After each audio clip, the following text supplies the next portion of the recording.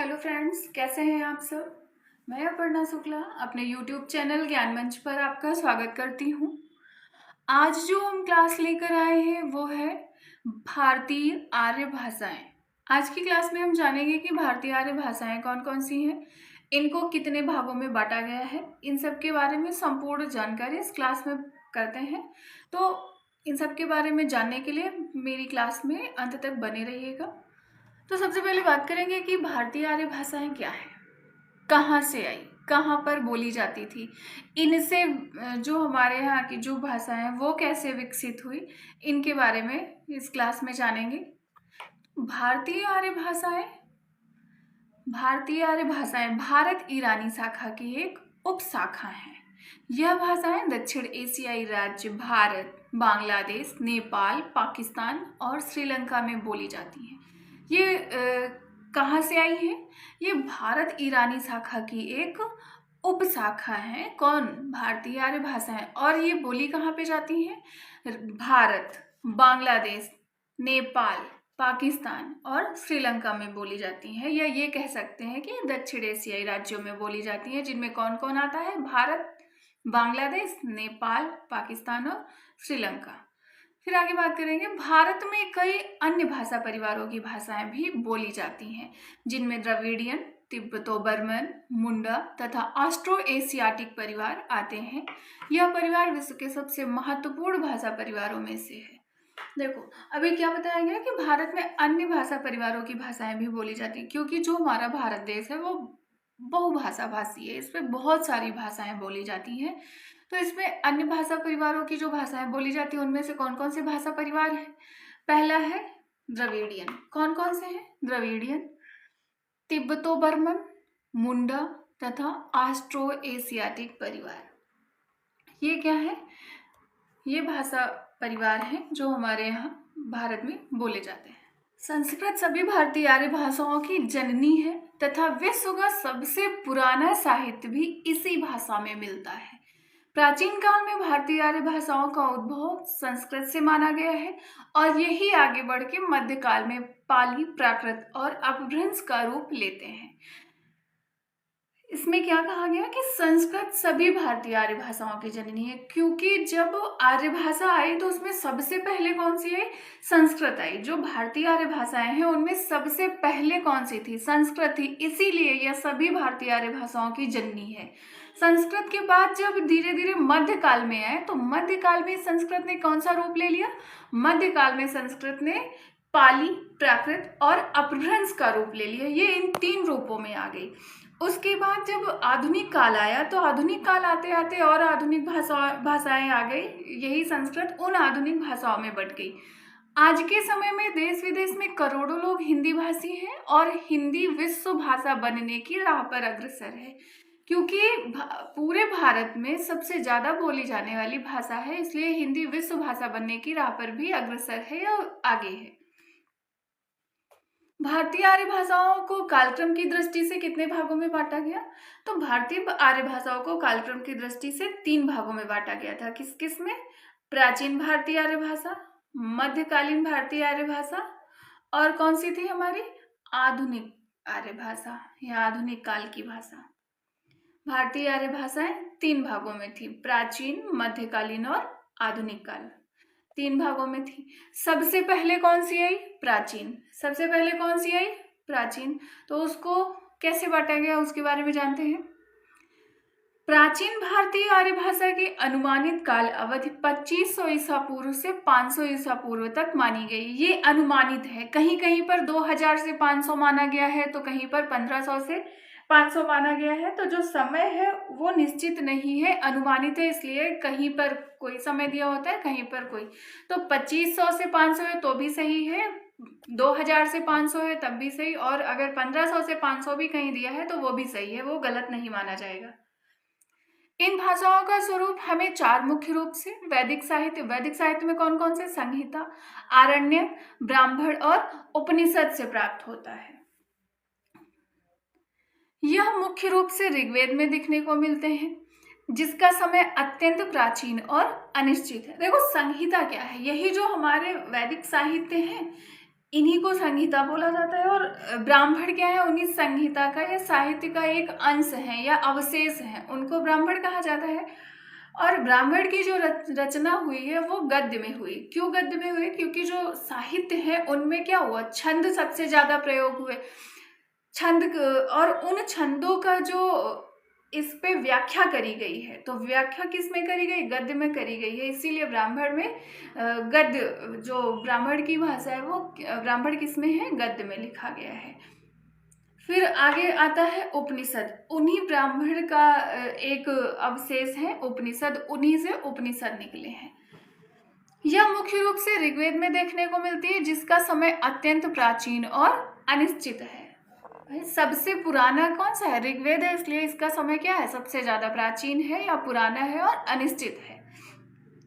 उस समय कई अन्य लोक भाषाएं रही होंगी, जिनके लिखित रूप के अभाव के कारण उनके बारे में जानने का हमारे पास कोई साधन नहीं है। प्राचीन भारतीय आर्य भाषाएं वैदिक तथा लौकिक संस्कृत के नाम से जानी जाती हैं। कहा जाता है कि वैदिक संस्कृत या ऋग्वेद के टाइम पे जो प्राचीन भारतीय आर्य भाषाएं हैं, उस टाइम पे और भी अन्य भाषाएं रही होंगी, लोक भाषाएं, लेकिन उनका कोई लिखित रूप नहीं है। लिखित रूप न होने के कारण क्या हुआ कि उनको मान्य नहीं किया गया। उनको जानने का हमारे पास अब कोई साधन नहीं है, इसलिए हम उनको नहीं मान्य कर रहे हैं कि ऐसी भी कोई भाषा रही होगी। प्राचीन भारतीय आर्य भाषाओं को कितने भागों में बांटा गया? प्राचीन भारतीय आर्य भाषाओं को 2 भागों में बांटा गया। कौन कौन सा? पहला है वैदिक संस्कृत और दूसरा है लौकिक संस्कृत। तो अब आगे बात करेंगे कि वैदिक संस्कृत कैसे आई, क्या है वैदिक संस्कृत। वैदिक संस्कृत प्राचीनतम भारतीय आर्य भाषा है। क्या है? सबसे प्राचीनतम भारतीय आर्य भाषा है। इसे वैदिक या छांदस नाम से भी बुलाते हैं। प्राचीन भारतीय आर्य भाषा के कितने नाम हैं? वैदिकी, वैदक या छांदस, इसके 3 नाम हैं। इन्हें इन 3 नामों से भी बुलाया जाता है। इसकी क्लिष्टता से यह ज्ञात होता है कि यह बोलचाल की भाषा न होकर कौन सी भाषा रही? ये बोलचाल की भाषा नहीं थी। क्यों? क्योंकि ये इतनी ज्यादा क्लिष्ट थी, कठिन थी कि इससे बोल पाना आसान नहीं था। ये हमारी साहित्यिक भाषा ही रही होगी। प्राचीन काल के अनेकों साहित्यिक तथा सांस्कृतिक लेख अभिलेख इसी भाषा में मिलते हैं। कौन सी भाषा में? वैदिक भाषा में या वैदिक संस्कृत में। क्योंकि ये जो भाषा है ये इतनी क्लिष्ट थी कि इसको आम बोलचाल के तौर पर प्रयोग में नहीं लाया जा सकता था। इसमें सिर्फ लेख या अभिलेख ही मिलते हैं। इसलिए जो वैदिक संस्कृत में जो हमारे वेद वगैरह लिखे गए वो इसी संस्कृत में लिखे गए थे। प्राचीन संहिताएं, वेद, आरण्यक, ब्राह्मण तथा उपनिषद सभी वैदिक संस्कृत में लिखे गए हैं। इसके साथ ही अन्य बोलियां भी रही होंगी जो कि लोक भाषाओं के रूप में प्रचलित थी। वैदिक संस्कृत में किन किन चीजों की रचना हुई ये जानना बहुत जरूरी है। वैदिक संस्कृत में हमारी संहिताएं, वेद, आरण्यक, ब्राह्मण तथा उपनिषद, इनकी रचना हुई थी वैदिक संस्कृत के समय पर। इसके साथ साथ और क्या कहा गया कि कुछ अन्य बोलियां भी रही होंगी जो लोक भाषा के रूप में प्रचलित थी, लेकिन उनका कोई लिखित साक्ष्य नहीं था, जिसकी वजह से वो मान्य नहीं हुई। वैदिक संस्कृत के ये विभिन्न रूप आगे चलकर प्राकृत तथा अपभ्रंश के विकसित हुए या अपभ्रंश के रूप में विकसित हुए और वे आज की हिंदी तथा अन्य प्रांतीय भाषाओं का स्वरूप लिए हुए हैं। वैदिक संस्कृत के साथ साथ जब धीरे धीरे वैदिक संस्कृत बदलने लगी तो वो किस में बदली? प्राकृत में और अपभ्रंश में। इन सभी भाषाओं में बदली और बदलकर प्रांतीय भाषाओं का रूप ले लिया। ऋग्वेद की ऋचाओं को देखकर ऐसा आभास होता है कि इनकी रचना न एक समय और न ही एक स्थान में रहकर हुई है। ऋचाओं को देखकर क्या आभास हुआ कि इनकी जो रचना है न तो एक समय में हुई और न ही एक स्थान में रहकर हुई है। ऋग्वेद में कुल मंडल कितने हैं? 10, जिसमें 2 से लेकर 9 तक अधिक प्राचीन है तथा मंडल 1 और 10 बाद में लिखे गए हैं। ऋग्वेद में कुल कितने मंडल हैं? 10 मंडल हैं। और इसमें क्या बताया गया कि जो 2 से लेकर 9 तक है, 10 थे, 1 से 10, तो उनमें से 2 से लेकर 9 तक के सबसे अधिक प्राचीन थे तथा 1 और 10वां बाद में लिखे गए। एक पहला मंडल और 10वां मंडल बाद में लिखा गया। इसमें जो भाषा भेद हैं वे देश और काल की भिन्नता के कारण है। और क्या कहा गया कि जो भाषा में भेद हुआ है वो देश और काल की भिन्नता के कारण, या काल में जैसे जैसे बदलाव हुआ इनमें क्या हुआ, बदलाव आता गया, भेद आता गया। इन पुस्तकों में ईश्वर की आराधना, देवताओं के आवाहन, नक्षत्र तथा दान दक्षिणा का ज्ञान निहित है। किन किन का ज्ञान है? आराधना का, देवताओं के आवाहन का, नक्षत्र तथा दान दक्षिणा का ज्ञान निहित है। वेदों की ऋचाएं छंदोबद्ध हैं, इसलिए वैदिक संस्कृत को छांदस भी बुलाया जाता है। वैदिक संस्कृत को छांदस क्यों बुलाया जाता है? क्योंकि वेदों की जो रचनाएं हुई हैं या वेदों में जो ऋचाएं हैं वो कैसी हैं? छंदोबद्ध हैं या छंद युक्त हैं, इसलिए वैदिक संस्कृत को छांदस भी बुलाया जाता है। क्या कहा जाता है इसको? छांदस भी कहा जाता है। समझ में आया कि इसे छांदस क्यों कहते हैं? क्योंकि वेदों में ऋचाएं जो हैं वो छंदबद्ध हैं, इसलिए इसे छांदस बुलाया जाता है। फिर हम देखेंगे कि इसकी विशेषताएं क्या है वैदिक संस्कृत की। वैदिक संस्कृत की विशेषताएं कौन कौन सी हैं? वैदिक संस्कृत में कुल 52 ध्वनियां हैं। कितनी ध्वनियां हैं? कुल 52 ध्वनियां हैं, जिनमें 14 स्वर तथा 48 व्यंजन हैं। ये लाइन बहुत इंपॉर्टेंट है कि वैदिक स्वर में कुल कितनी ध्वनियां हैं? 52 ध्वनियां हैं। स्वर कितने हैं? 14। व्यंजन कितने हैं? 48। और ये मिला के ध्वनियां कितनी हो गई? 52 हो गई। वैदिक संस्कृत में लिंग 3 थे। वैदिक संस्कृत में कितने लिंग थे? 3। कौन कौन से थे? पुल्लिंग, स्त्रीलिंग एवं नपुंसकलिंग। वचन भी 3 थे, एक वचन, द्विवचन तथा बहुवचन। संस्कृत में वैदिक संस्कृत में कितने लिंग थे? 3। वचन कितने थे? 3। स्त्रीलिंग, पुल्लिंग एवं नपुंसकलिंग थे। वचन, एक वचन, द्विवचन तथा बहुवचन थे। कारक की विभक्तियां कितनी थी? 8। कितनी विभक्तियां थी? 8। कौन कौन सी थी? कर्ता कारक, कर्म कारक, करण कारक, संप्रदान कारक, अपादान, संबंध, अधिकरण एवं संबोधन कारक। विभक्तियां कितनी थी कारक की? 8। लिंग कितने थे? 3। वचन कितने थे? 3। समझ में आया? वैदिक संस्कृत की 2 विशेषताएं समझ में आई कि वैदिक संस्कृत में ध्वनियां 52 थी, जिसमें से 14 स्वर थे और 48 व्यंजन थे। फिर आगे बात करते हैं, विशेषणों के रूप में संज्ञा की तरह भी ये पाए जाते हैं, ये पाए जाते थे। और क्या आगे बताया गया था कि विशेषणों के रूप में भी ये संज्ञा की तरह पाए जाते थे। इसकी पद रचना श्लिष्ट योगात्मक होती है। इसकी पद रचना कैसी होती है? श्लिष्ट योगात्मक होती है। वैदिक संस्कृत की पद रचना में विविधता तथा अनेक रूपता पाई गई है, जो कि लौकिक संस्कृत में नहीं मिलती। वैदिक संस्कृत में क्या बताया गया कि इसमें विविधता है और अनेक रूपता भी है, लेकिन वैदिक संस्कृत के अलावा जो लौकिक संस्कृत है उसमें नहीं मिलती है।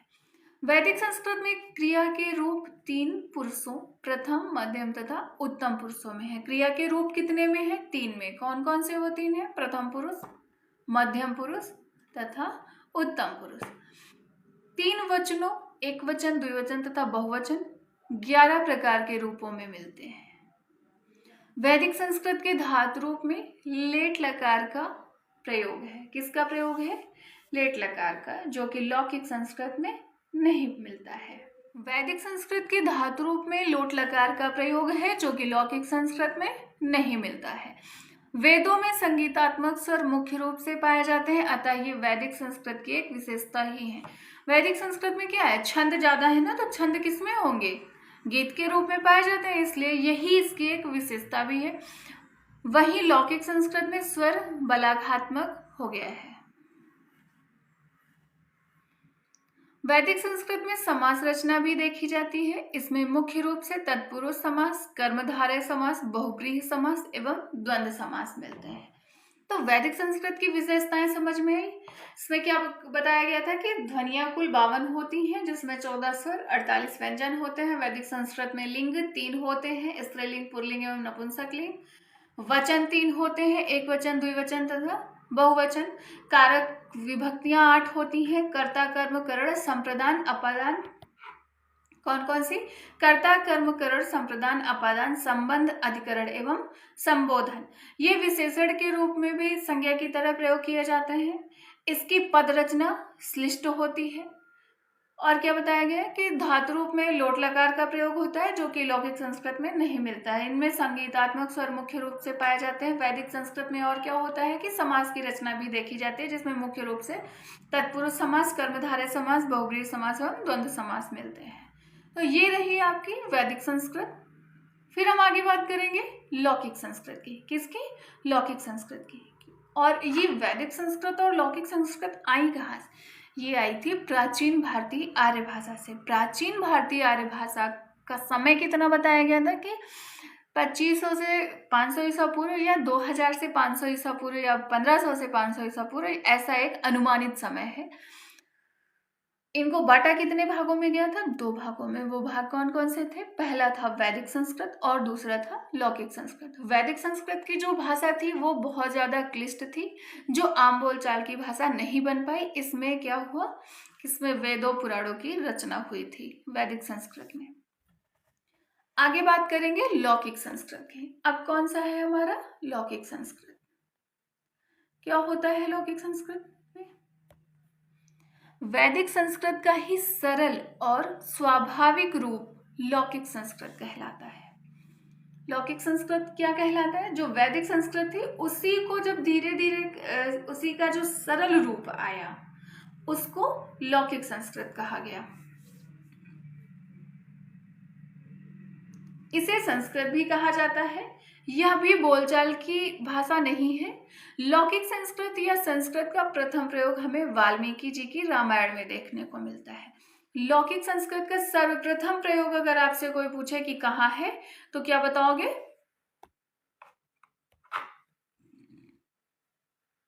इसका सर्वप्रथम प्रयोग वाल्मीकि जी की रामायण में देखने को मिलता है। कहाँ देखने को मिलता है? वाल्मीकि जी की रामायण में। ऐसा माना जाता है कि वैदिक काल में भाषा के 3 भौगोलिक रूप हुआ करते थे। वो 3 भौगोलिक रूप कौन कौन से थे? उत्तरी, मध्य देशी तथा पूर्वी। उत्तरी बोली मुख्य रूप से अफगानिस्तान से लेकर पंजाब तक में बोली जाती थी। उत्तरी बोली का जो क्षेत्र था वो कहाँ से कहाँ तक था? अफगानिस्तान से लेकर पंजाब तक। फिर आगे कौन सा भौगोलिक रूप था? मध्य देशी। कौन सा? मध्य देशी। जो कौन कौन सा था? उत्तर प्रदेश में तथा पूर्व और उसके पूरब में। इनमें से उत्तरी बोली लौकिक संस्कृत का मूल आधार थी। लेकिन उत्तरी बोली केवल मूल आधार थी, लौकिक संस्कृत बोलचाल की भाषा नहीं थी। लौकिक संस्कृत भी वैदिक संस्कृत की ही तरह थी, सिर्फ उसका ये थोड़ा सरलतम और स्वाभाविक रूप था। लौकिक संस्कृत में भी बोलचाल की भाषा का प्रयोग नहीं हुआ। लौकिक संस्कृत का सबसे पहले प्रयोग किस में बताया गया है? रामायण में। वाल्मीकि जी की रामायण में देखने को मिलता है। संस्कृत को देवाड़ी भी कहा गया है क्योंकि इसी भाषा में रामायण तथा महाभारत जैसे विश्व प्रसिद्ध ग्रंथ भी लिखे गए हैं। इस भाषा में कौन कौन से ग्रंथ लिखे गए? रामायण, महाभारत, और जिनसे आचार, धर्मशास्त्र, कामशास्त्र, दर्शन, गणित, ज्योतिष आदि का अनमोल ज्ञान संचित है।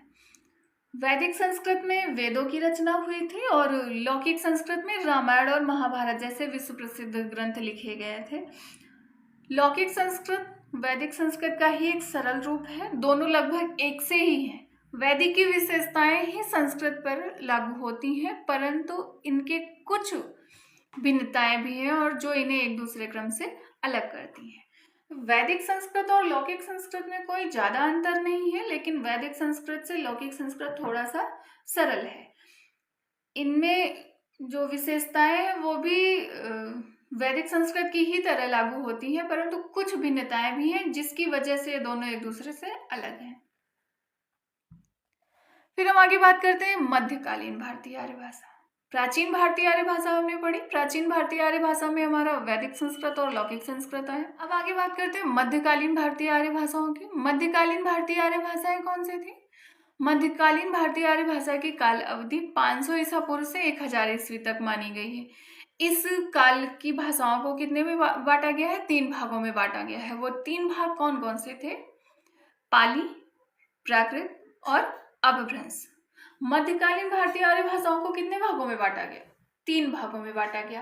कौन कौन से? पाली, प्राकृत और अपभ्रंश।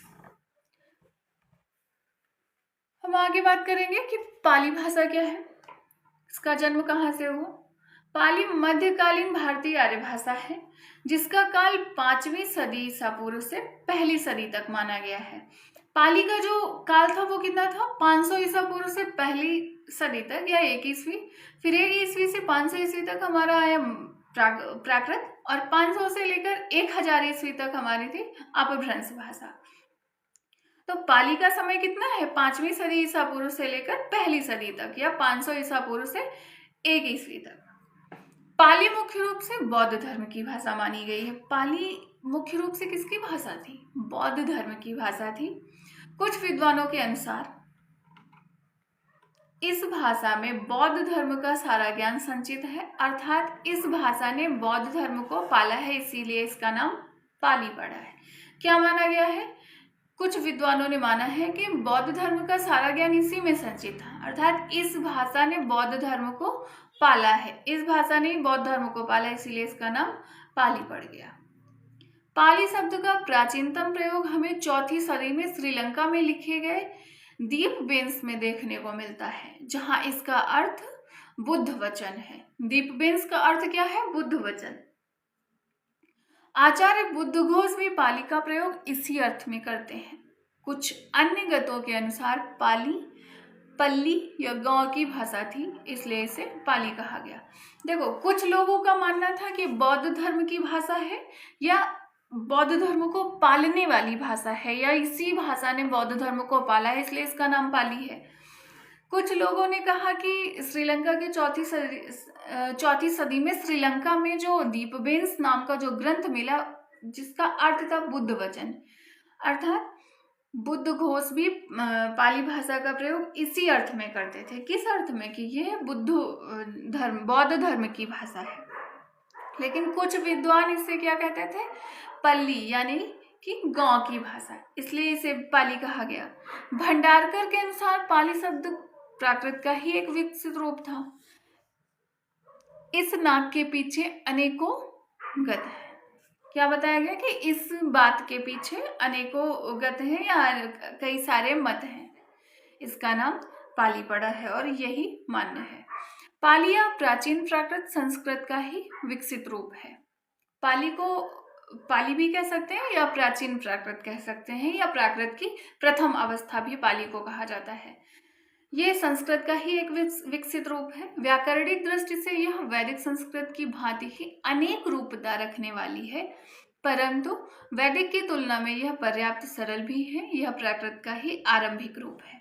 इसमें क्या कहा गया कि जो व्याकरणिक दृष्टि से देखा जाए तो वैदिक संस्कृत की तरह ही है हमारी पाली भाषा भी, उसी की तरह इसमें अनेक रूपता भी है, लेकिन वैदिक की तुलना में यह सरल है। वैदिक भाषा क्या थी? बहुत ज़्यादा क्लिष्ट थी, जिसकी वजह से आम बोलचाल की भाषा वो नहीं बन पाई थी। लेकिन यह भाषा क्या थी? सरल थी। बौद्ध धर्म को इस भाषा ने पाला था, इसीलिए इसका नाम पाली पड़ा हुआ था। और इस भाषा को क्या कहा गया? कि प्राकृत की आरंभिक अवस्था है या आरंभिक रूप है, इसीलिए इसको प्राकृत की प्रथम अवस्था भी कहा जाता है, या प्रथम प्राकृत के रूप में भी इसको जाना जाता है। फिर और बात करते हैं कि पाली की विशेषताएं क्या क्या हैं। अभी तो ये जाना कि पाली आई कहाँ से, इसका नाम कैसे पड़ा कि ये पाली है। अब हम आगे बात करेंगे इसकी विशेषताओं की, कि क्या इसकी विशेषताएं हैं। पाली में वैदिक संस्कृत की 5 स्वरों रे, रु, लु, ए, ओ का लोप हो गया। कौन कौन से स्वरों का? 5 स्वरों का रे, रु, लु, ए, ओ का लोप हो गया। पाली में वैदिक संस्कृत के 5 व्यंजनों श, ख और विसर्ग जीवामूली या उपधमनीय का भी लोप हो गया। पाली में 2 नए स्वरों को देखने को मिले हैं। वो नए स्वर कौन से थे? ह्रस्व या इस, ह्रस्व ए तथा इस ओ। वैदिक संस्कृत में ए और ओ, पाली में ए और ओ हो गए थे। ए ओ क्या हो गए थे? वैदिक संस्कृत में ए और ओ हो गए थे। पाली में अघोष वर्ण घोष हो जाते हैं। पाली में केवल 3 संधि मिलती हैं। वो संधियां कौन कौन सी थी? स्वर संधि, व्यंजन संधि तथा अनुस्वार संधि। विसर्ग संधि इसमें नहीं मिलती है। पाली में स्वर, व्यंजन और अनुस्वार तो मिलेगी, लेकिन विसर्ग संधि नहीं मिलती है। पाली में हलन शब्द वर्जित है तथा केवल अजंत शब्द मिलते हैं। तो ये रही हमारी पाली की विशेषताएं।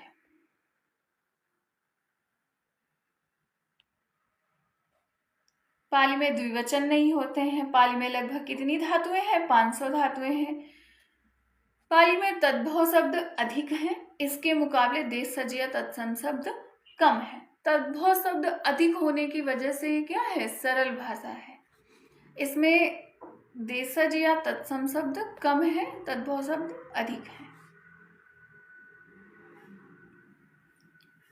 अब अगली कौन सी भाषा है? प्राकृत भाषा। कौन सी? प्राकृत भाषा। प्राकृत भाषा को मध्यकालीन युग की प्रारंभिक भाषा ही कहा जाता है। इसी का प्रथम रूप पाली कहलाता है। क्या बताया गया कि प्राकृत भाषा मध्यकालीन युग की प्रारंभिक भाषा ही है। इसी का ही जो प्रथम रूप है वो पाली कहलाता है, और जो द्वितीय रूप है वो प्राकृत कहलाता है, तथा बाद में इसे परकालीन प्राकृत या अपभ्रंश नाम दे दिया गया है। कहा जाता है कि सबसे प्राचीन भाषा, जो मध्यकालीन की जो सबसे पहली भाषा है, वो प्राकृत ही है, जिसको प्रथम प्राकृत, द्वितीय प्राकृत और तृतीय प्राकृत या परकालीन प्राकृत कहा जाता है। तो प्रथम प्राकृत को पाली कह दिया गया, द्वितीय प्राकृत को प्राकृत कहा गया, और जो परकालीन प्राकृत है उसको अपभ्रंश नाम दे दिया गया है। प्राकृत शब्द से 2 अर्थ निकलते हैं। पहला, 500 ईसा पूर्व से 1000 ईस्वी तक की अवधि में आई सभी भाषाएं। क्या कहा गया कि 2 अर्थ निकलते हैं। पहला, 500 ईस्वी से 1000 ईस्वी तक की अवधि में या 1000 ईस्वी तक के समय में आई सभी भाषाएं, या फिर मध्यकाल में बोली गई भाषा प्राकृत। प्राकृत को साहित्यिक प्राकृत भी कहा गया है, क्योंकि इस काल में प्राकृत में साहित्य का विकास अत्यधिक हुआ। प्राकृत भाषा का उल्लेख सर्वप्रथम भरत मुनि के नाट्यशास्त्र में देखने को मिलता है। प्राकृत का सर्वप्रथम प्रयोग कहाँ मिलता है? भरत मुनि के नाट्यशास्त्र में मिलता है। और वैदिक संस्कृत में क्या बताया था कि वैदिक संस्कृत का सर्वप्रथम प्रयोग कहाँ मिलता है?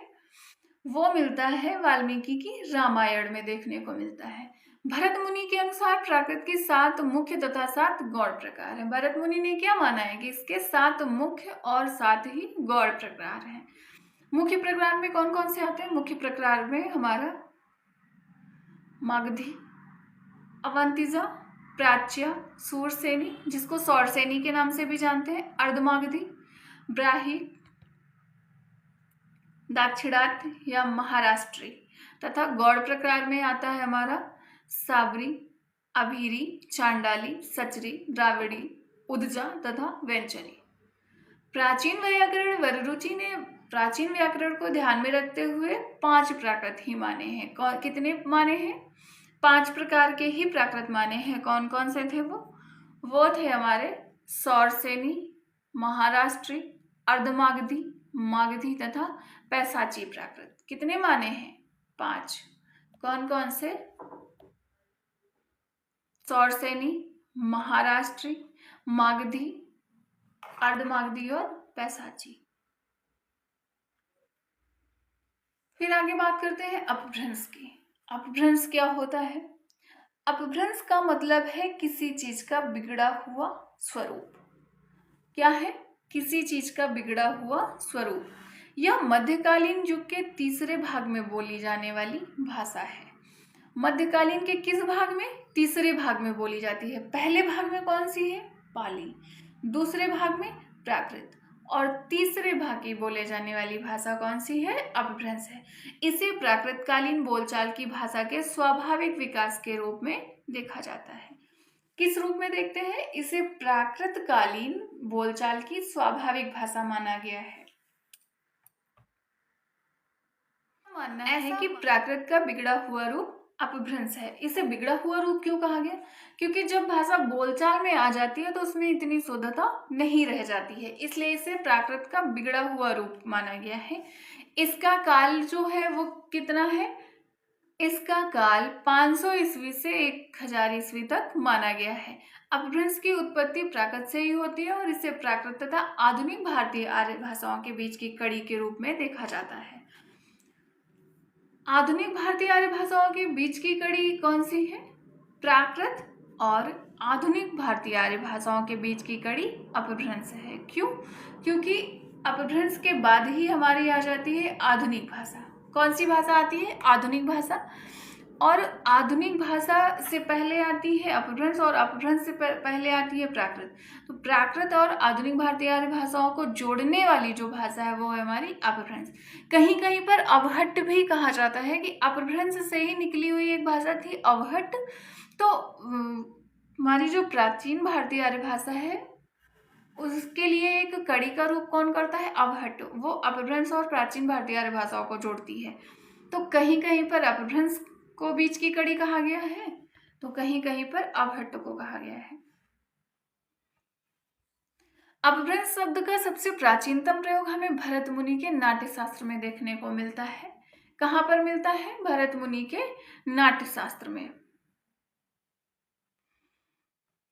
और कहा? आचार्य वेंडी, ये कब थे? पतंजलि से कुछ पूर्व या पहले, तथा पतंजलि के महाभाष्य में अपभ्रंश का प्रयोग मिलता है। और कहा? पतंजलि के महाभाष्य में। भरत मुनि के नाट्य शास्त्र में और पतंजलि के महाभाष्य में अपभ्रंश का प्रयोग मिलता है, जिसका अर्थ भाषा से नहीं परंतु संस्कृत के एक बिगड़े हुए रूप के अर्थ में मिलता है।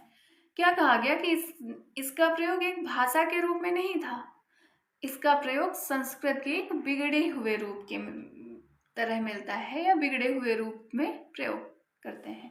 जहां इसका अर्थ भाषा से नहीं परंतु संस्कृत के एक बिगड़े हुए रूप के अर्थ में मिलता है।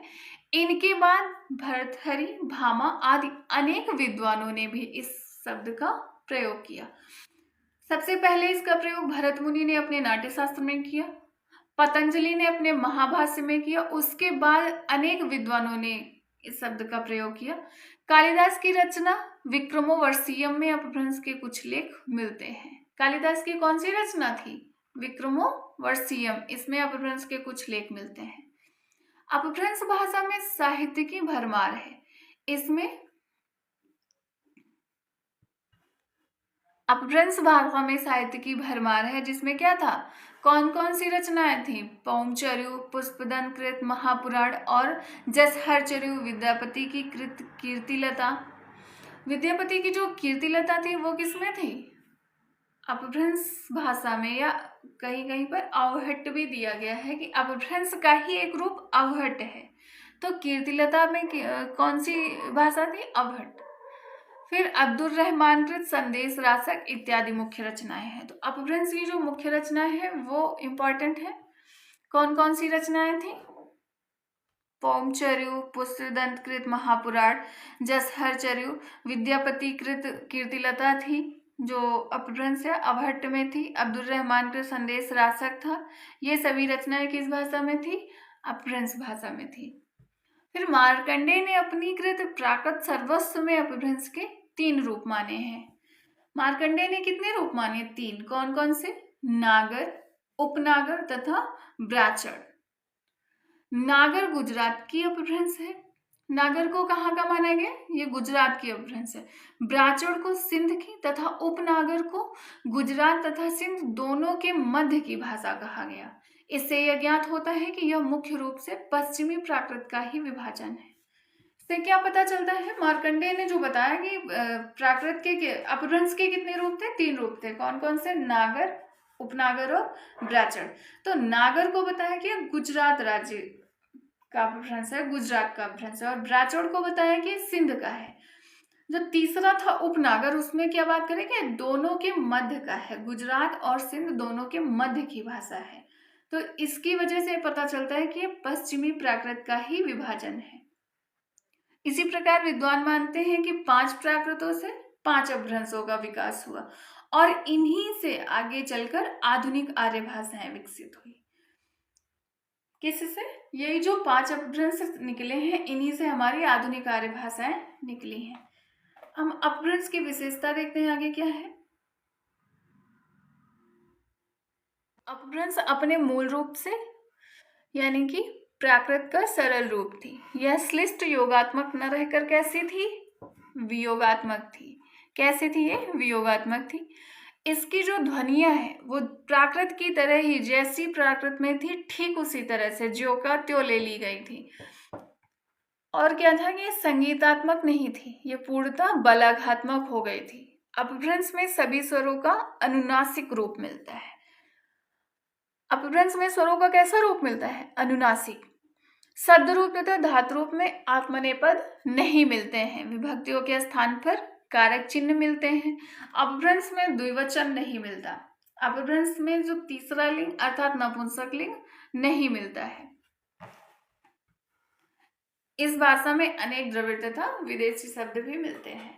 तो इसकी विशेषताओं में क्या है कि जो हमारी प्राकृत भाषा है उससे ये भाषा सरल थी, श्लिष्ट योगात्मक न होकर वियोगात्मक हो गई थी, ध्वनियां प्राकृत से ज्यों का त्यों ले ली गई थी, संगीतात्मक न रहकर कैसा था? पूर्णतः बलाघात्मक हो गई थी। स्वर कैसे थे? इसमें अनुनासिक स्वरों का ही सबसे ज्यादा प्रयोग मिलता था। शब्द रूप तथा धातु रूप में आत्मनेपद नहीं मिलते थे। अपभ्रंश में जो तीसरा लिंग था नपुंसक लिंग, वो नहीं पाया जाता है। अपभ्रंश में द्विवचन नहीं मिलता है। इस भाषा में अनेक द्रविड़ तथा विदेशी शब्द है। आधुनिक भारतीय आर्य भाषाएं, तो उसका परिचय। हिंदी वह आधुनिक भारतीय आर्य भाषा है जो आज विश्व भाषा बनने की दिशा में जोर शोर से अग्रसर है। यह सारी दुनिया में फैले 4 करोड़ भारतीयों की स्वाभाविक भाषा है। हिंदी भाषा ही हमारी ऐसी है जो सभी भारतीयों को जोड़ती है, क्योंकि ये ऐसी भाषा है जिसको हर जगह के लोग बोलते हैं, जानते हैं। इसे वैश्विक संदर्भ प्रदान किया जाना चाहिए तथा साहित्य, पत्र पत्रिकाओं, प्रकाशन, फिल्मों, उपग्रह चैनलों तथा बहुराष्ट्रीय निगमों इत्यादि में हिंदी की उपस्थिति को प्रोत्साहित किया जाता है। हिंदी हर जगह पर है। कहाँ कहाँ पर? साहित्य है, पत्र पत्रिकाओं में भी है, प्रकाशन में, फिल्मों में, उपग्रह चैनलों में तथा बहुराष्ट्रीय निगमों में हर जगह हिंदी की उपस्थिति है और इसको प्रोत्साहित किया जाता है। बस हिंदी ही नहीं, कई अन्य भारतीय भाषाएं हैं जिन्हें प्रकाश में लाया जा रहा है। इन भाषाओं के बारे में हम आगे जानकारी करते हैं। तो हिंदी हमारा जो भारत है वो बहुभाषा भाषी देश है। यहाँ पर बहुत सारी भाषाएं बोली जाती हैं। तो हिंदी के साथ साथ कुछ अन्य भाषाएं भी हैं जिन्हें प्रकाश में लाया जा रहा है। वो कौन सी भाषाएं हम आगे जानेंगे उसके बारे में। सबसे पहले बात करेंगे पश्चिमी हिंदी। फिर आगे बात करते हैं पश्चिमी हिंदी की। पश्चिमी हिंदी में 5 प्रकार की हिंदी आती हैं: खड़ी बोली, ब्रजभाषा, बांगरू, कन्नौजी और बुंदेली। इन सभी भाषाओं का विकास किससे हुआ है? तो इन सभी भाषाओं का विकास सौरसेनी अपभ्रंश से हुआ है। किससे हुआ है? सौरसेनी अपभ्रंश से। और पश्चिमी हिंदी में कौन कौन सी हिंदी आती है? खड़ी बोली, ब्रजभाषा, बांगरू, कन्नौजी और बुंदेली। ये 5 हमारी पश्चिमी हिंदी से आती हैं और इनका जो जन्म है वो सौरसेनी अपभ्रंश से हुआ है। फिर हम आगे बात करते हैं खड़ी बोली की। खड़ी बोली हिंदी जो है वो उत्तर प्रदेश के पश्चिमी जिलों में बोली जाती है। कौन से जिलों में? उत्तर प्रदेश के पश्चिमी जिलों में बोली जाती है। यह मेरठ, सहारनपुर, मुजफ्फरनगर, बिजनौर, रागपुर, देहरादून आदि में बोली जाती है। ये भाषा अंबाला और पटियाला के पूर्वी भागों में बोली जाती है। जो उत्तर प्रदेश है उसके पश्चिमी जिलों में बोली जाती है कौन सी? खड़ी बोली। और अंबाला और पटियाला के पूर्वी भागों में बोली जाती है। इसके अंतर्गत कौन कौन सी आती है हिंदी? इसमें कौरवी, पंजाबी, बांगरू, ब्रज इत्यादि के तत्व मिलते हैं। भले ही वे अपने मूल रूप में हो या परिवर्तित रूप में, लेकिन इसके जो कुछ तत्व हैं या कुछ अंश मिलते हैं। किस में मिलते हैं? कौरवी, पंजाबी, बांगरू, ब्रज में। खड़ी बोली के 2 साहित्यिक रूप हैं। खड़ी बोली के साहित्यिक रूप 2 कौन कौन से हैं? हिंदी और उर्दू। खड़ी बोली के जो 2 साहित्यिक रूप हैं वो है हिंदी और उर्दू। हिंदी संस्कृत से विकसित शाखा है, वहीं उर्दू अरबी फारसी की देन है। ये बहुत इंपॉर्टेंट लाइन है। हिंदी किससे है? संस्कृत से विकसित शाखा है। और उर्दू किससे है? अरबी और फारसी की देन है, या अरबी और फारसी से उर्दू का जन्म हुआ है। ब्रजभाषा की ये कहाँ कहाँ पे बोली जाती है, किन किन जिलों में बोली जाती है, उसके बारे में। तो जो ब्रजभाषा है वो हमारी मथुरा, आगरा, अलीगढ़, धौलपुर तथा राजस्थान के पश्चिमोत्तर भाग में बोली जाने वाली भाषा है। संपूर्ण राजस्थान में नहीं बोली जाती ब्रजभाषा, राजस्थान के पश्चिमोत्तर भाग में बोली जाती है। जो ब्रज से जुड़े हुए भाग है राजस्थान के पश्चिमोत्तर भाग, उनमें ब्रजभाषा बोली जाती है। मथुरा में बोली जाती है, आगरा में, अलीगढ़ में और धौलपुर में। ये है हमारे ब्रजभाषा के बोली क्षेत्र। यह साहित्य की दृष्टि से एक महत्वपूर्ण भाषा है। ब्रजभाषा में साहित्य काफ़ी सारा मिलता है। साहित्य की दृष्टि से ये महत्वपूर्ण भाषा रही है। कौन कौन से कवियों ने ब्रजभाषा में अपने अपने साहित्य, अपने अपने काव्य लिखे, अपनी अपनी रचनाएं करी? वो हैं हमारे सूरदास जी, नंददास, मीराबाई, बिहारी, देव, भूषण, रसखान आदि महान कवि हुए जिन्होंने ब्रजभाषा में अपने लेख लिखे या ब्रजभाषा में अपनी रचनाएं करी। तो ब्रजभाषा के बारे में क्या जानते हैं कि ब्रजभाषा आगरा, मथुरा, अलीगढ़, धौलपुर तथा राजस्थान के पश्चिमोत्तर भाग में बोली जाने वाली भाषा है। यह साहित्य की दृष्टि से भी एक महत्वपूर्ण भाषा है। और इस भाषा में किस किसने साहित्य की रचना करी है? वो है हमारे सूरदास जी, नंददास जी, मीराबाई, बिहारी, देव, भूषण, रसखान और अन्य कवियों ने भी इसमें ब्रजभाषा में अपने साहित्य की रचना करी है। तो पश्चिमी हिंदी हो गया, खड़ी बोली हो गया, ब्रजभाषा। फिर आगे बात करते हैं बांगरू की। बांगरू कहाँ कहाँ पे बोली जाती है? तो यह दिल्ली, करनाल, रोहतक, हिसार, पटियाला, जींद तथा नाभा में बोली जाने वाली भाषा है बांगरू। इसे हरियाणवी या जाटू भी कहते हैं। अक्सर पूछा जाता है कि हरियाणवी को और किस नाम से जानते हैं? तो हरियाणवी को हम बांगरू या जाटू के नाम से जानते हैं। या फिर पूछ लिया जाए कि बांगरू का अन्य नाम क्या है, तो उसका अन्य नाम हरियाणवी या जाटू है। ये लाइन आपकी इंपॉर्टेंट है, इसको गौर करना कि हरियाणवी को किस नाम से जानते हैं, बांगरू के नाम से जानते हैं या जाटू के नाम से भी जाना जाता है। फिर है यह बहुत हद तक पंजाबी से मेल खाती है। यह खड़ी बोली हिंदी की ही विभाषा है। बांगरू में क्या बताया गया कि ये काफ़ी हद तक किससे मिलती जुलती है? ये पंजाबी से मिलती जुलती है और ये हिंदी के ही एक विभाषा है, उपभाषा है हिंदी की। बांगरू कहाँ कहाँ पे बोली जाती है? बांगरू बोली जाती है दिल्ली, करनाल, रोहतक, हिसार, पटियाला, जींद तथा नाभा में। इसे हरियाणवी या जाटू नाम से भी जाना जाता है और यह काफ़ी हद तक पंजाबी से मिलती जुलती है, हिंदी की एक उपभाषा है। फिर हम आगे बात करते हैं कन्नौजी की। कन्नौजी का बोली क्षेत्र क्या है, कहाँ कहाँ पे कन्नौजी बोली जाती है, उसके बारे में बात करेंगे। कन्नौजी बोली जाती है इटावा, कानपुर, फर्रुखाबाद, शाहजहांपुर, हरदोई आदि जिलों में बोली जाती है। यह अवधी और ब्रज के बीच की भाषा है। कन्नौजी के बारे में क्या कहा गया कि कन्नौजी भाषा जो कन्नौजी है वो हमारे अवधी और ब्रज के बीच की भाषा है। यह ब्रजभाषा की विभाषा है। कन्नौजी कहाँ कहाँ बोली जाती है? इटावा, कानपुर, फर्रुखाबाद, शाहजहांपुर, हरदोई आदि जिलों में बोली जाती है। यह अवधी और ब्रज के बीच की भाषा है। यह ब्रजभाषा की विभाषा है। अब देखो कन्नौजी कवि कौन कौन से रहे हैं? चिंतामणि, मतीराम, भूषण इत्यादि महान कन्नौजी कवि रहे हैं। चिंतामणि, मतीराम, भूषण को कन्नौजी कवि कहा जाता है।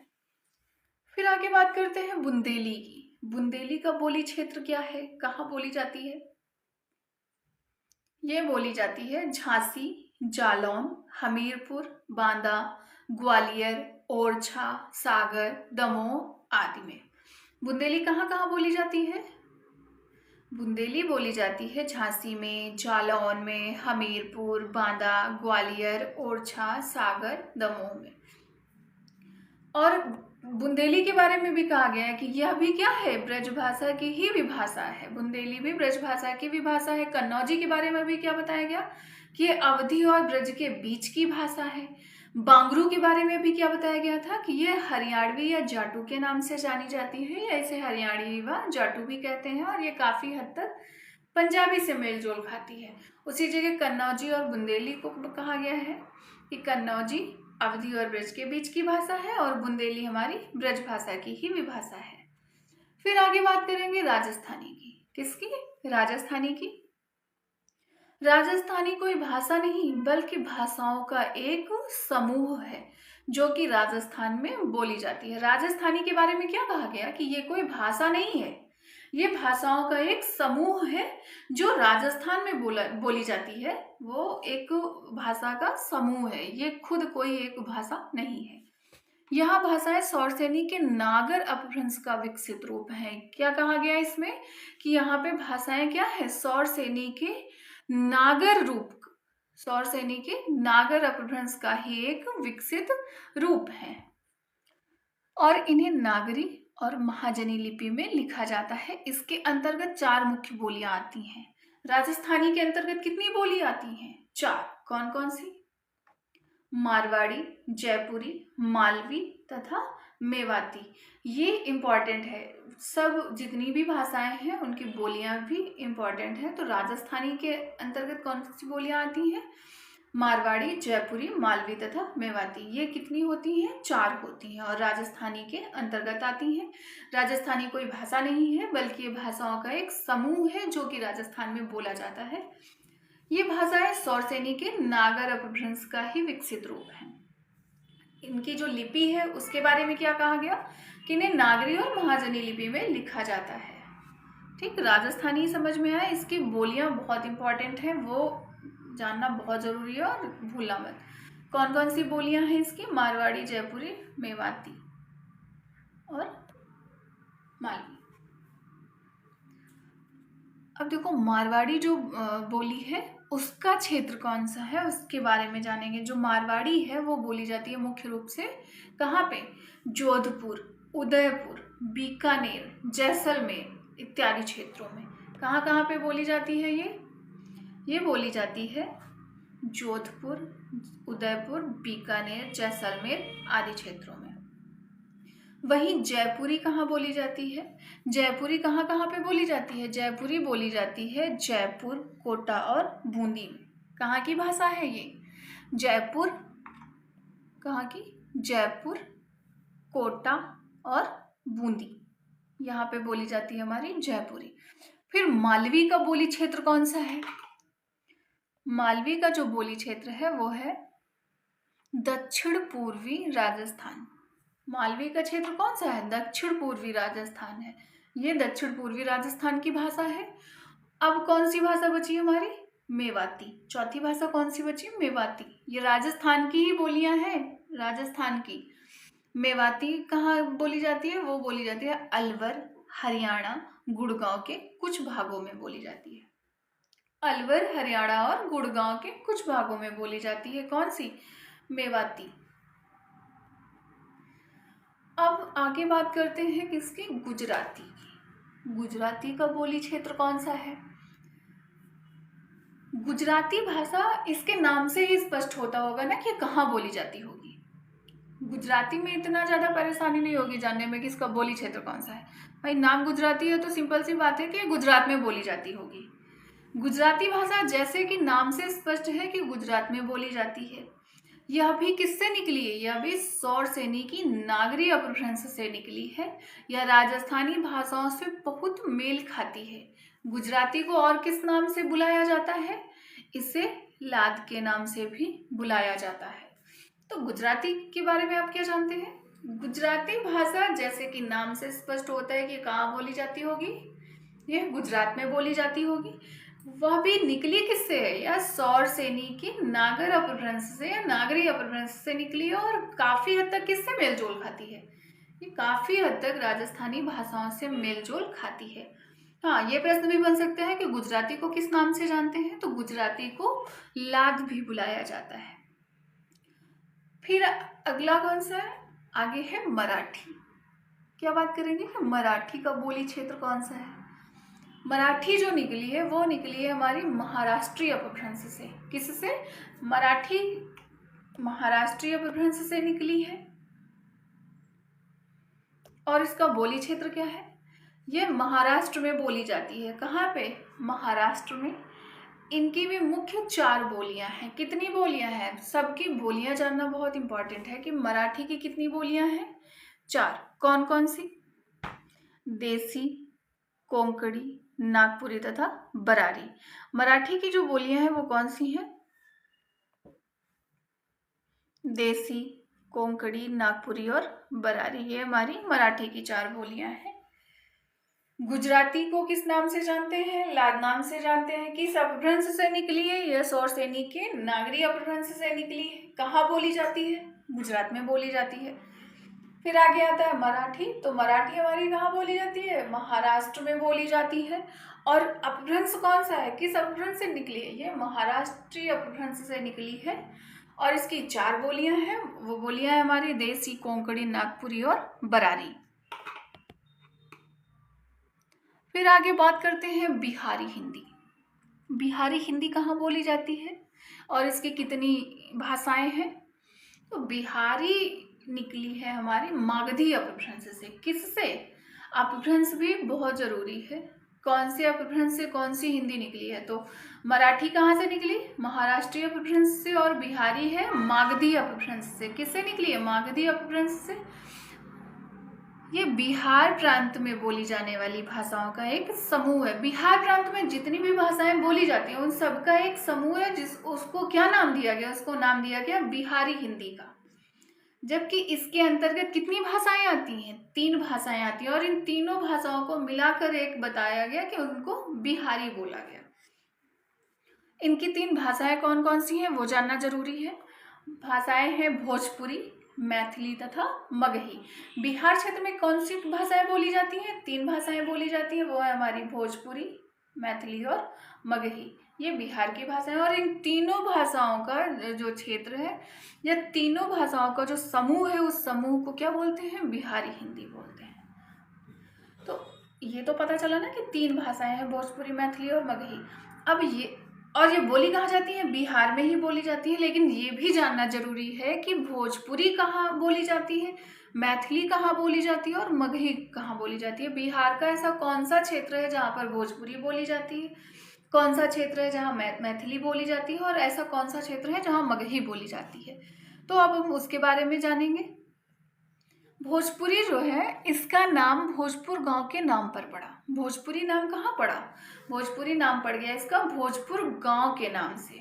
यह भाषा मुख्य रूप से पूर्वी उत्तर प्रदेश तथा बिहार में बोली जाती है। कहाँ बोली जाती है? यह मुख्य रूप से जो पूर्वी उत्तर प्रदेश है, जो बिहार से लगा हुआ उत्तर प्रदेश का हिस्सा है, वहाँ पर बोली जाती है। कौन कौन से क्षेत्र हैं जो भोजपुरी के हैं? वो है वाराणसी, गाजीपुर, जौनपुर, बलिया, मिर्जापुर, गोरखपुर, देवरिया, बस्ती, आजमगढ़, रांची, सारण, चंपारण इत्यादि इसके क्षेत्र हैं। तो भोजपुरी के क्षेत्र कौन कौन से हैं? भोजपुरी के क्षेत्र हैं वाराणसी, गाजीपुर, जौनपुर, बलिया, मिर्जापुर, गोरखपुर, देवरिया, बस्ती, आजमगढ़, रांची और फिर क्या है? चंपारण और सारण हो गया, चंपारण। ये सभी क्या है? हमारे भोजपुरी बोली के ही क्षेत्र हैं। भोजपुरी में कोई स्वतंत्र साहित्य नहीं मिलता, परंतु कबीरदास जी, धर्मदास, भीखा आदि की कृतियों में भोजपुरी का प्रयोग मिलता है। तो भोजपुरी के बारे में क्या बताया गया कि इसमें कोई एक प्रमुख साहित्य नहीं लिखा गया भोजपुरी बोली में या भोजपुरी भाषा में, लेकिन कबीरदास जी, धर्मदास जी और भीखा जी की जो कृतियां हैं उनमें भोजपुरी का प्रयोग मिला है। इसका जो क्षेत्र है वो हमारा जो पूर्वी उत्तर प्रदेश है और बिहार, यहाँ पर बोली जाती है। ये इसका जो नाम भोजपुरी है वो कैसे पड़ा? वो भोजपुर गांव के नाम पर पड़ गया। बोली कहाँ पे जाती है? वाराणसी, गाजीपुर, जौनपुर, बलिया, मिर्जापुर, गोरखपुर, देवरिया, बस्ती, आजमगढ़, रांची, सारण, चंपारण इत्यादि क्षेत्रों में ये बोली जाती है। फिर आगे कौन सा है? मैथिली। बिहारी की ही भाषाएं हैं। बिहारी की 3 उपभाषाएं थी ना, भोजपुरी, मैथिली और मगही। तो भोजपुरी हो गया। अब आगे कौन सी है? मैथिली। मैथिली का बोली क्षेत्र क्या है, इसका नाम कैसे पड़ा वो भी जानेंगे।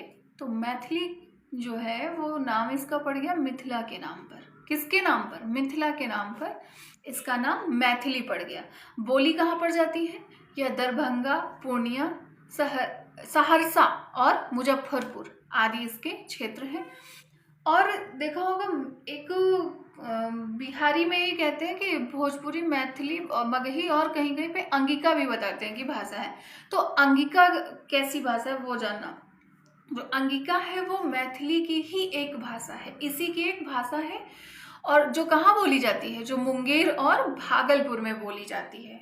मुंगेर और भागलपुर में क्या बोला जाता है, मुंगेर और भागलपुर की जो बोली है वो है अंगिका, जो मैथिली की ही एक भाषा है।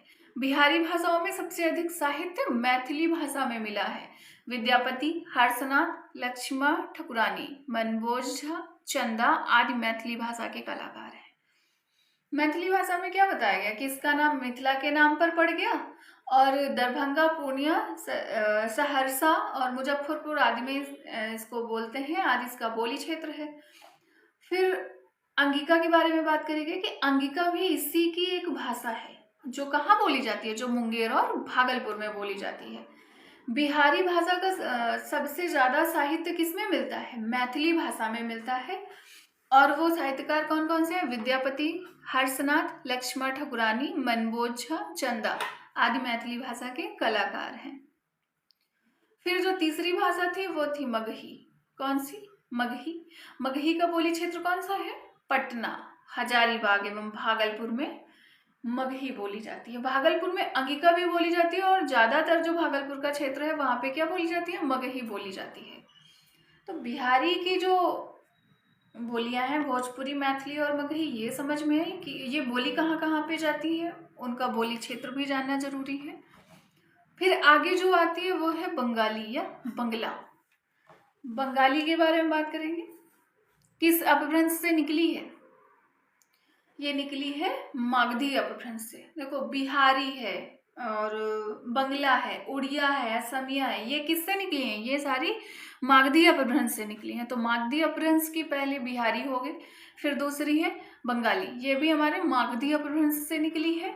यह बंगाल प्रांत में बोली जाती है। इस जैसे गुजराती को नाम से पता चल गया ना कि कहाँ बोली जाती होगी, गुजरात में, वैसे ही बंगाली से भी इसके नाम से ही पता चलता है कि बंगाल प्रांत में बोली जाती होगी। बंगाली साहित्यिक दृष्टि से अति संपन्न भाषा है। इसके साहित्यिक रूप को साधु भाषा भी कहते हैं। क्या कहा गया है कि ये साहित्यिक रूप से तो बहुत ज्यादा महत्वपूर्ण भाषा है, इसका साहित्य बहुत ज्यादा संपन्न है, इसमें साहित्य की रचना करी गई है। इसके साहित्यिक रूप को क्या कहते हैं, इसके साहित्यिक रूप को साधु भाषा कहते हैं।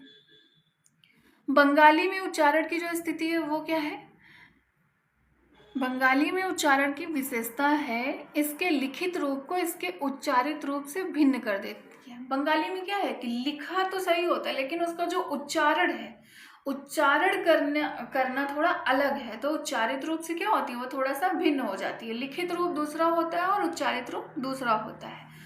बंगला में लक्ष्मी को क्या बोलेंगे, लक्ष्मी। जो बंगाली होते हैं उसमें क्या, उनमें ओ ज्यादा निकलता है, इसलिए ओ उनकी जो ओ बहुला है उनकी भाषा में। तो बंगला को, लक्ष्मी को क्या बोलेंगे, लक्ष्मी बोलते हैं और परमानंद को पोरमानंद बोलते हैं। इसलिए क्या, लिखते परमानंद है लेकिन बोलते पोरमानंद है। तो इनका लिखित रूप और उच्चारित रूप क्या हो गया, भिन्न हो गया ना। फिर जैसे रविंद्रनाथ ठाकुर, चंडीदास, कृतिवास, शरतचंद्र, बंकिम चंद्र चटर्जी इत्यादि क्या है, बंगला भाषा के महान कवि रहे हैं जिन्होंने इस भाषा को इसकी पहचान दी। बंगला भाषा में क्या बताया गया कि ये मागधी अपभ्रंश से निकली है। किससे निकली है, मागधी अपभ्रंश से निकली है और ये बंगाल में बोली जाने वाली भाषा है। और इसका जो साहित्य है वो सबसे ज्यादा संपन्न है। इस भाषा में सबसे ज्यादा साहित्य की रचना करी गई, इसका साहित्य संपन्न है। इसकी विशेषता क्या है, इसकी यह विशेषता है कि इसका जो लिखित रूप है वो और उच्चारित रूप दोनों आपस में क्या है, भिन्न है, दोनों अलग अलग हैं। इसमें जो लिखते हैं वैसा बोलते नहीं है। जैसे लक्ष्मी लिखते हैं लेकिन बोलते क्या है, लक्ष्मी बोलते हैं। परमानंद लिखेंगे और क्या बोलेंगे, पोरमानंद बोलते हैं, क्योंकि यहाँ पर ओ ज्यादा बोलते हैं। अब इनके जो कवि रहे हैं इस भाषा के वो कौन कौन से रहे हैं, वो रहे हमारे रविंद्रनाथ ठाकुर, चंडीदास, कृतिवास, शरत चंद्र, बंकिम चंद्र इत्यादि बंगला के महान कवि रहे हैं जिन्होंने इस भाषा को पहचान दी है। फिर उसके बाद बात करते हैं उड़िया। उड़िया भी किससे निकली है? उड़िया हमारी मागधी अपभ्रंश से निकली है। ये याद रखना कि बिहारी, बंगाली, उड़िया, असमिया या फिर आसामी, ये जो भाषाएं हैं ये किससे हैं? ये हमारे मागधी अपभ्रंश से निकली हुई हैं। तो उड़िया के बारे में बात करेंगे। उड़ीसा प्रांत में बोली जाने वाली उड़िया भाषा ओड्र जाति की भाषा से प्रभावित होने के कारण ओड्री भी कहलाती है। ये बहुत जरूरी है कि इसको किस नाम से जानते हैं? इसको ओड्री के नाम से जानते हैं। क्यों? क्योंकि यह ओड्र जाति से प्रभावित हुई है। किससे? ओड्र जाति से।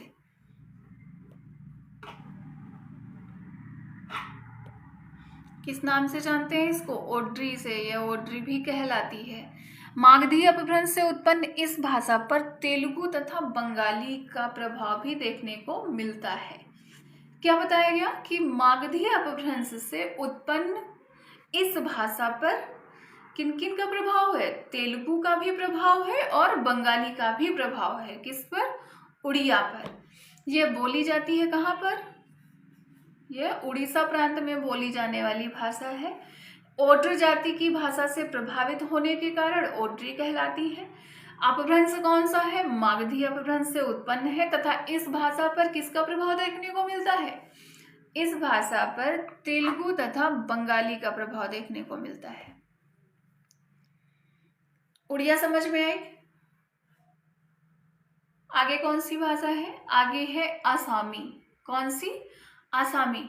देखो, जैसे उड़िया के नाम से भी समझ में आ गया होगा कि ये कहाँ बोली जाती है? ये उड़ीसा प्रांत में बोली जाती है। ठीक वैसे ही आसामी के नाम से भी पता चलता होगा कि आसाम प्रांत में बोली जाती है। आगे बात करेंगे आसामी की। आसाम प्रांत में बोली जाने वाली यह भाषा आसामी, असमी या असमिया आदि नामों से जानी जाती है। इनके कौन कौन से नाम हैं? आसामी, असमिया, असमिया। आसामी, असमिया, असमिया, ये आदि नामों से जानी जाती है। इसका अपभ्रंश कौन सा है? मागधी अपभ्रंश है। अभी बताया था हमने ना कि बिहारी, बंगाली, उड़िया और असमिया या आसामी ये अब मागधी अपभ्रंश की निकली हुई भाषा है। ये मागधी अपभ्रंश से विकसित भाषा है। इस पर किन भाषाओं का प्रभाव देखने को मिलता है? तिब्बती, बर्मी तथा नागा भाषाओं का प्रभाव भी देखने को मिलता है। किसमें? आसामी में। माधव कदली, शक्करदेव, माधवराम इत्यादि इसके प्रसिद्ध कवि हैं। आसामी भाषा के प्रसिद्ध कवि कौन कौन से हैं? माधव कदमी, शक्करदेव, माधवराम इत्यादि इसके प्रसिद्ध कवि हैं। किन भाषाओं का प्रभाव देखने को मिलता है इस पर? तिब्बती, बर्मी तथा नागा भाषाओं का प्रभाव देखने को मिलता है। किसका? तिब्बती, बर्मी तथा नागा भाषाओं का प्रभाव देखने को मिलता है। और बोली कहाँ जाती है? आसाम प्रांत में बोली जाती है। और इसको और किन नामों से जानते हैं? इसको आसामी, असमी और असमिया नाम से जानते हैं। अब आगे बात करेंगे लहदा। किसकी? लहदा की। किस अपभ्रंश से इसका जन्म हुआ है उसकी भी बात करेंगे। बोली क्षेत्र कौन सा है वो भी जानेंगे। लहदा जो बोली जाती है, लहदा, इसका विकास पैसाची अपभ्रंश से हुआ है। कौन से अपभ्रंश से? पैसाची अपभ्रंश से इसका विकास हुआ है। लहदा का अर्थ है पश्चिमी। लहदा का अर्थ क्या है? लहदा का अर्थ है पश्चिमी।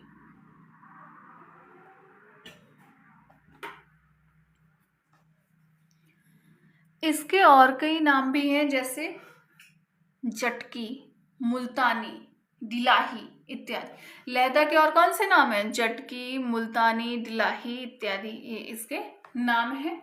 ये भाषा पंजाब के पश्चिमी भाग में बोली जाती है। इसका बोली क्षेत्र कौन सा है? पंजाब का पश्चिमी भाग। यह भाषा गुरुमुखी और उर्दू में लिखी जाती है। इसकी लिपि कौन सी बताई गई कि गुरुमुखी है और किस भाषा में लिखी जाती है? और उर्दू भाषा में भी लिखी जाती है। इसमें सिखों का लोकगीत, साहित्य और जन्म साखी मिलती है। ये पंजाबी के पूर्वी भागों में लहदा जो भाषा है इसका विकास पैसाची अपभ्रंश से हुआ है। नाम क्या है इसका? लहदा का अर्थ है पश्चिमी। इसके और कई नाम जो है वो क्या है? जटकी, मुल्तानी और डिलाही। अगर प्रश्न बने कि लहदा को और किस नाम से जानते हैं तो कौन से हैं? जटकी, मुल्तानी, डिलाही इत्यादि। ये भाषा कहाँ पर बोली जाती है? ये पंजाब के पश्चिमी भाग में बोली जाती है। लहदा का अर्थ ही है पश्चिमी, तो पंजाब के पश्चिमी भागों में बोली जाती है। ये भाषा गुरमुखी और उर्दू में लिखी जाती है। इसमें लोकगीत किस किस के हैं? इसमें सिखों का लोकगीत है, साहित्य और जन्म साखी मिलती है। इनकी 4 मुख्य बोलियां हैं। कितनी? 4 मुख्य बोलियां हैं। कौन सी? केंद्रीय बोली, मुल्तानी यानी कि दक्षिणी, पोठवारी, पोठवारी मतलब उत्तरी क्षेत्र में, और धन्नी उत्तर पश्चिम में बोली जाने वाली है। इसकी 4 मुख्य बोलियां हैं। उनके नाम कौन से हैं? केंद्रीय बोली, मुल्तानी, पोठवारी और धन्नी। और ये किस किस क्षेत्र में बोली जाती है? तो मुल्तानी दक्षिणी में हो गया, पोठवारी उत्तरी में और धन्नी उत्तर पश्चिम में बोली जाती है। तो लहदा का किस अपभ्रंश से जन्म हुआ है? पैसाची अपभ्रंश से, ये याद रखना। फिर आगे बात करते हैं सिंधी की। किसकी? सिंधी। सिंधी का जन्म किससे हुआ है? सिंधी निकली है हमारी ब्राचड़ अपभ्रंश से। लहदा, पैसाची, सिंधी, ब्राचड़। लहदा का हुआ है पैसाची अपभ्रंश से और सिंधी का किससे हुआ है? सिंधी का हुआ है ब्राचड़ अपभ्रंश से। सिंधी नाम से भी पता चलता होगा कि सिंध प्रांत की भाषा थी, या सिंध प्रांत में बोली जाती थी। भारत पाकिस्तान विभाजन के साथ दोनों ही देशों में फैल गई। क्या हुआ? सिंधी भाषा सिंध प्रांत में बोली जाती थी, और जब भारत और पाकिस्तान के बीच विभाजन हो गया तो क्या हो गया? अलग अलग हो गया ना, भारत देश बट गया, आधा भारत आधा पाकिस्तान हो गया। तो क्या हो गया कि ये दोनों देशों में फैल गई, दोनों ही देशों में फैल गई। यह भाषा बोलने वाले मुख्य रूप से कहाँ के थे? पंजाब, दिल्ली, बंबई आदि स्थानों में बस गए। इससे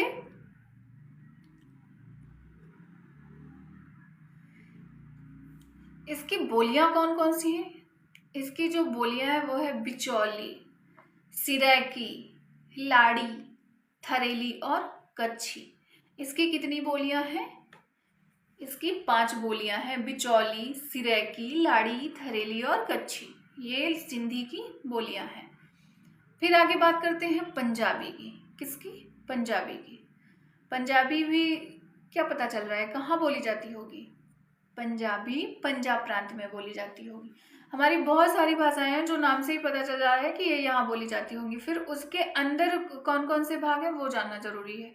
पैसाची अपभ्रंश से विकसित पंजाबी पंजाब प्रांत में बोली जाती है। क्या है ये? किस अपभ्रंश से निकली है? यह पैसाची से निकली है। किससे? लहदा और पंजाबी ये दोनों हमारे किससे? पैसाची अपभ्रंश से जन्मी भाषा है। कहाँ से? पैसाची अपभ्रंश से। और बोली कहाँ जाती है? ये पंजाब प्रांत में बोली जाती है। इसकी एक बोली डोगरी जम्मू में बोली जाती है। कहाँ बोली जाती है? जम्मू में। कौन? और उसका नाम क्या है? डोगरी। इसकी एक बोली डोगरी जम्मू में बोली जाती है। पंजाबी में मुख्य रूप से सिख धर्म का साहित्य संचित है। इसकी लिपि कौन सी है? इसकी लिपि गुरुमुखी है। क्या बताया गया पंजाबी में? कि पंजाबी में मुख्य रूप से सिख धर्म का साहित्य संचित है। सिख धर्म के साहित्य की रचना हुई है पंजाबी में, और इसकी लिपि हमारी कौन सी है? गुरुमुखी लिपि है।